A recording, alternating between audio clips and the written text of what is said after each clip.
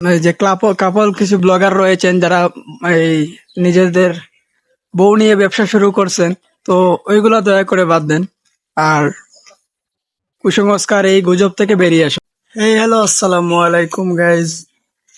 প্রতিদিনের মতো আজকে আবার চলে আসলাম সকালের ভিডিওয়। তো যাই হোক, আমার অন্যান্য দিনের মতো আজকে ভিডিওটা হতে চলেছে খুবই ইউনিক, একদম নতুন। তো সবাই ধৈর্য সহকারে যে- আমার কথাগুলো শুনবেন এবং নিজে সবাই বোঝার চেষ্টা করবেন। আচ্ছা, যাই হোক,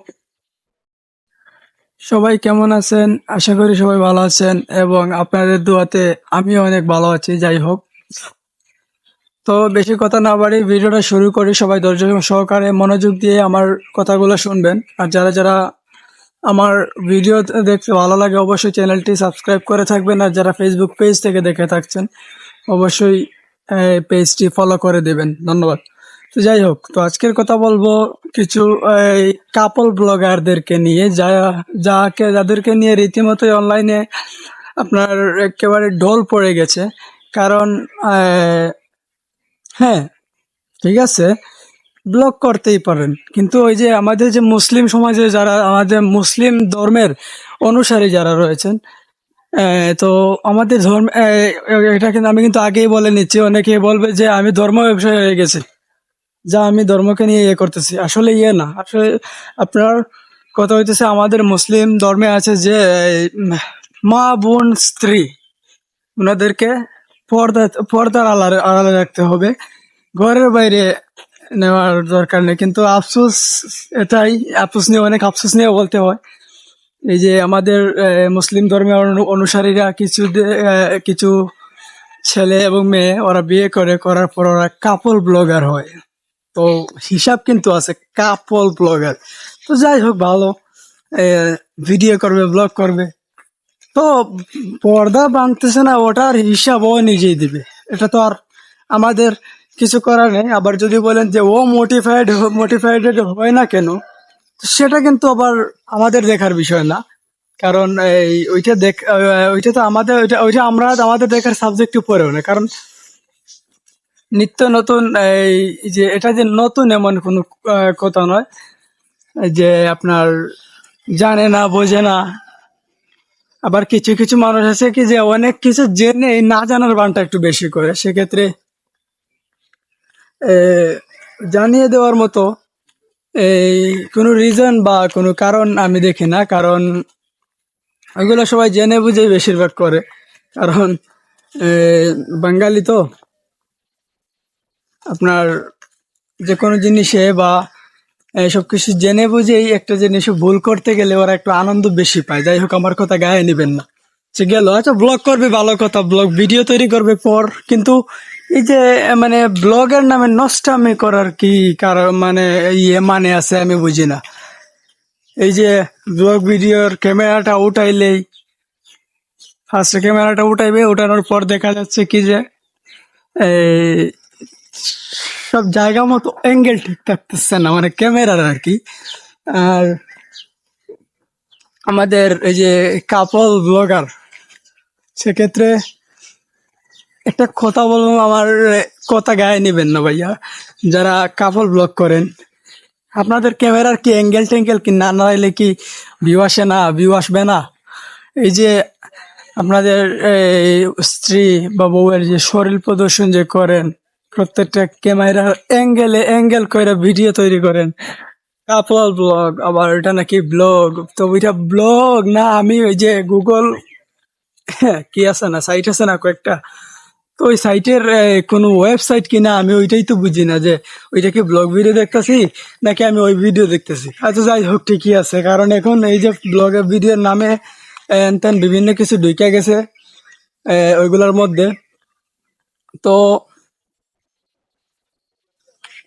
রীতিমতো অনলাইন যে প্ল্যাটফর্ম গুলো রয়েছে, তো অনেক আমাদের হিসাবে যেটা বলতে গেলে যে আপনার এতটুকু বলার থাকে যে এত উন্নত হয়েছি আমরা, যা এত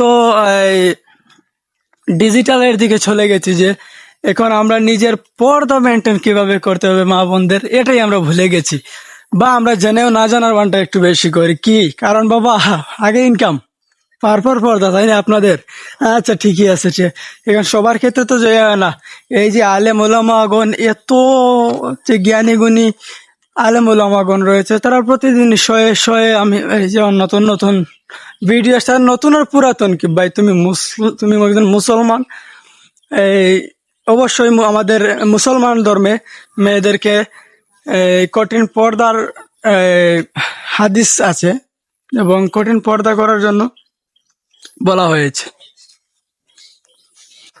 তো যুগের সাথে তাল মিলিয়ে চলতে চলতে দেখা যাচ্ছে আমরা অনেকে আমাদের সমাজের নীতি রীতি সবই ভুলে গেছে। আর যাই হোক, এখন তো সমাজের মতো থাকার মতো সিস্টেম না রাখলেই চলে, কারণ এই শরম লজ্জা তো আর এখন কিছুই নাই, নাই বলতে গেলেই চলে।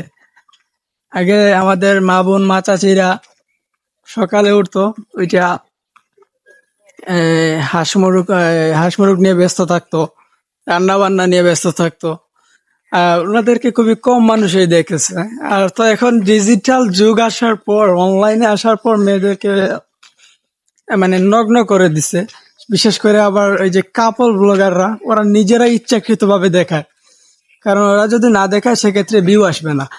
তো দেখা যাচ্ছে কি, অনেক সময় ভিডিও বানাইছে, ফার্স্টে বানায় দেখতেছে কি না রে, আমার তো ভিউ আসতেছে না, ইনকাম হইতেছে না। দেখা যাচ্ছে পরে কি সিস্টেম একটা করতে হবে, সিস্টেমে যাওয়ার পরে দেখা যাচ্ছে কি হঠাৎ একদিন অ্যাঙ্গেল করতে হয়েছে, কিছু অ্যাঙ্গেলের মধ্যে আবার পার্থক্য রয়ে গেছে, যে কিছু অ্যাঙ্গেল করার পর ওই অ্যাঙ্গেল থেকে কিন্তু দেখা যাচ্ছে যে মোটামুটি একটু ভিউ আসা শুরু হয়েছে।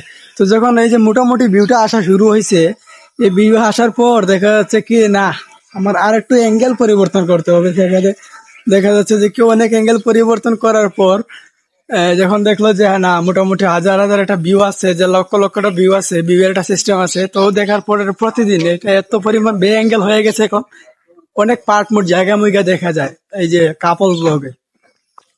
তো যাই হোক, তবে এই যে সবাই যে মানে এই যে কাপল কিছু ব্লগার রয়েছেন যারা এই নিজেদের বউ নিয়ে ব্যবসা শুরু করছেন, তো ওইগুলা দয়া করে বাদ দেন। আর কুসংস্কার এই গুজব থেকে বেরিয়ে আসুন। কারণ অনেকে বোঝার মতো, সবাই তো আর এই যদি বোঝার তো দান চলে আসতো তাহলে তো আর হয়েছিলই। এই সবকিছু তো আর এই যে স্বাভাবিক ম্যাটারে পড়ে না।